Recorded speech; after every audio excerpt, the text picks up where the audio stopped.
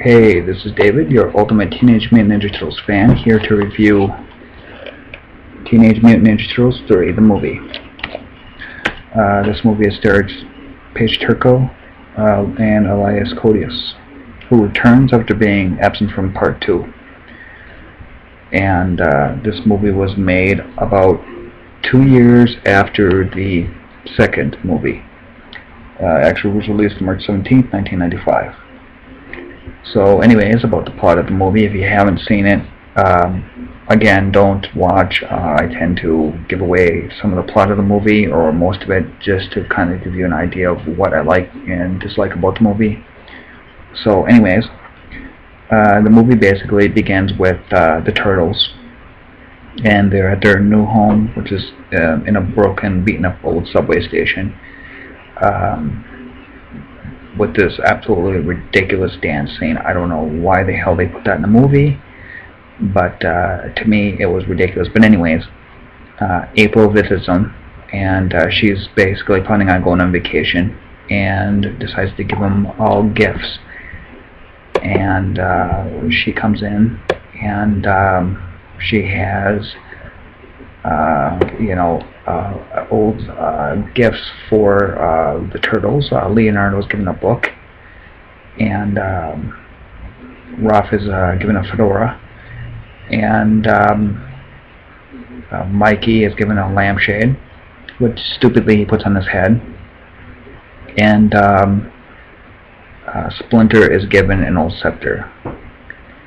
And because Splinter's not there, they kind of he basically he appears, but not right away. Anyways, they're trying to figure out what this scepter is and what it does. And while they are figuring this thing out, Kenji is being yelled at by his father, Lord Noriyaga, and he storms off, and he reads the inscription, open wide the gates of time, and it sends him to the present, future, and April to the past. And when April gets sent to the past, she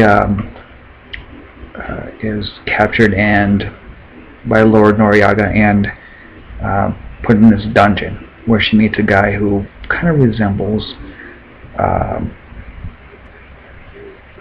Casey Jones. His name is Wit. I don't know how you pronounce his character. And the Turtles basically discover that they have to go back in time and save her. And while this seems simple enough, for every person that you bring back in time, 4 have to replace them. So, for instance, the Turtles go back, 4 guards have to replace them and switch. And so that happens, and the Turtles basically go back in time and have to save April. And in the meanwhile, Casey and Splinter have to take care of these guys who are suddenly thrust into the 90s with technology around them that they're not familiar with, and they're kind of unpredictable. So the Turtles basically arrive in these old Japanese outfits. They're thought of as honored guards, but they're not, because they're wearing their normal uniforms. And they go off looking for April, and in the meanwhile kind of get caught in this little battle between Lord Noriyaga and his family, and his treachery. And the Turtles have to save her, but look for Michelangelo too, because Michelangelo gets separated from the group, and he ends up at this village where he meets a couple of people, becomes friends with them, And later on, Raphael meets a little boy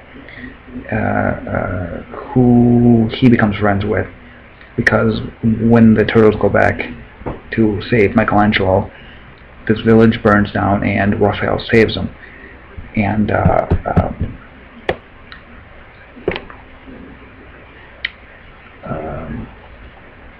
basically that's kind of how the beginning goes. And anyways, about my thoughts about the movie, this is my review now. First of all, the costumes look horrible. I'm going to show you what they look like. This is in part 3. Look at the turtles. They look ridiculous looking. And if you look at the back of it, they look pretty goofy looking. Yeah, and even Splinter doesn't look like himself. He looks awful. Now, and this is Ninja Turtles 2, by the way. This is how they look. Pretty cool looking.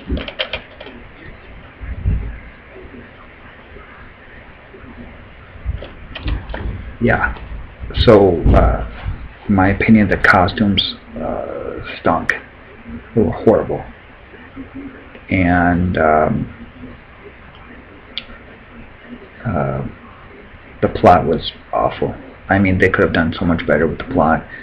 The turtles were put in back in time. A lot of things could have done about their past, or about Splinter's Master Hamato Yoshi's past, but instead they kind of chose to do this really weak plot, stupid jokes, really bad, cheesy lines, acting. It was awful. This movie stunk. It was one of the worst out of the series, but I also can give that credit to the new Teenage Mutant Ninja Turtles movie, the animated CGI version, but I'll get into that later on. But this was by far the worst live-action movie I've seen of the Turtles, and